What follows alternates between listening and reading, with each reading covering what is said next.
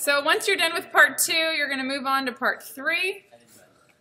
You're going to pick what background shape you want for your icons. Do you want a rounded rectangle, a square, a circle? You could, if there's another one you want, just make sure you talk to me about it so we can make sure that it works. You have to make sure that that long shadow, kind of like what you did with your pencil, will fit. You want to go to this site here. It's another color site that helps you pick different color schemes based off the color wheel. So this is monochromatic. This is, they call it adjacent. It could also be called analogous. Triadic, what does tri stand for? 3. There's 3. Tetrad, and custom.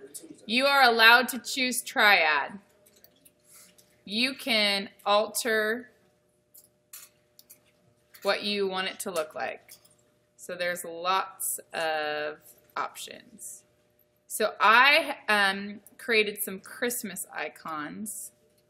So I am going to probably live in this land right here.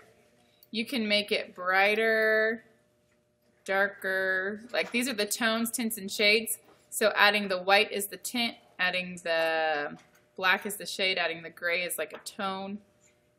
So somewhere where it lives within here. I want to try to get a red. So I'll go there. Those are pretty bright, but it'll work. Once you have gotten a color palette that you like, you click on color tables. This gives you the breakdown of all RGB, CMYK, the hex codes. You can also just go like this. Oh wait, let's go back. Let me see. Color swatches. You can just go here and screenshot. Oopsies. Oh man, I ruined my video.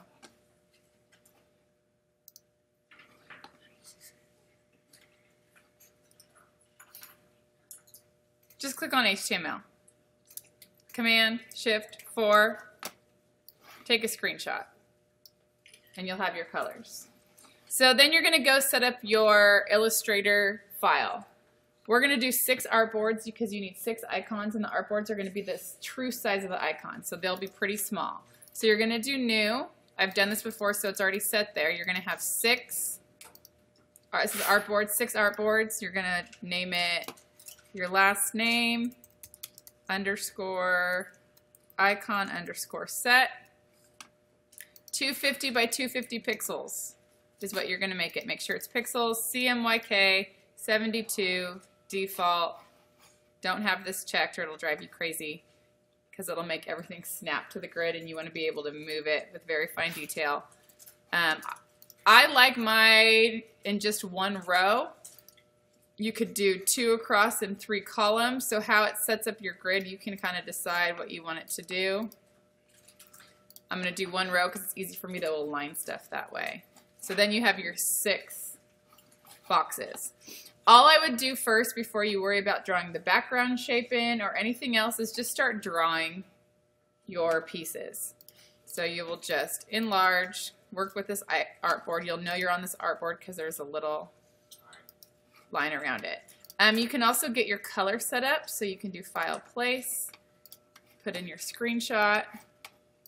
A really great way to set up color would be to open up your swatches. Let's see, if you don't see them over there, you can do Window, Swatches, and you can make a new folder, and you can just say Icon Set. And you can take the eyedropper and eyedrop each color and then drag it into that folder.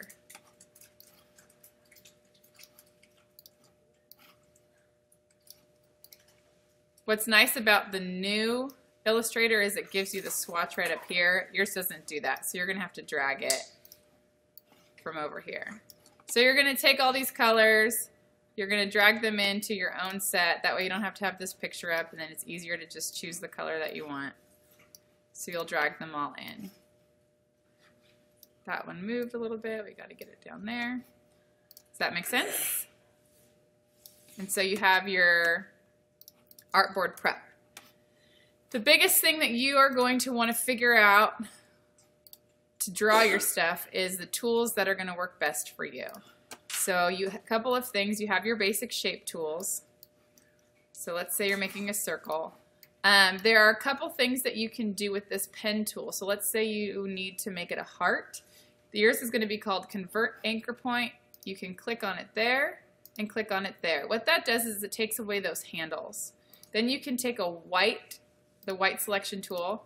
This lets you select just specific anchor points.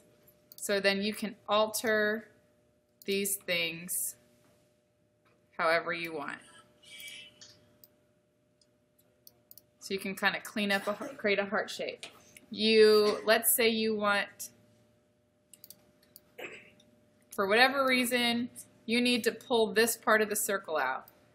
You can add an anchor point, take your white selection tool, and pull it out. Maybe you don't want it to be curvy, so you go back to here and delete it. So there's lots of things that you can do to take a basic shape and alter it how you need to alter it. You can hold down Option and just move one of the handles. So that's another way that a heart could have been created also, by holding Option.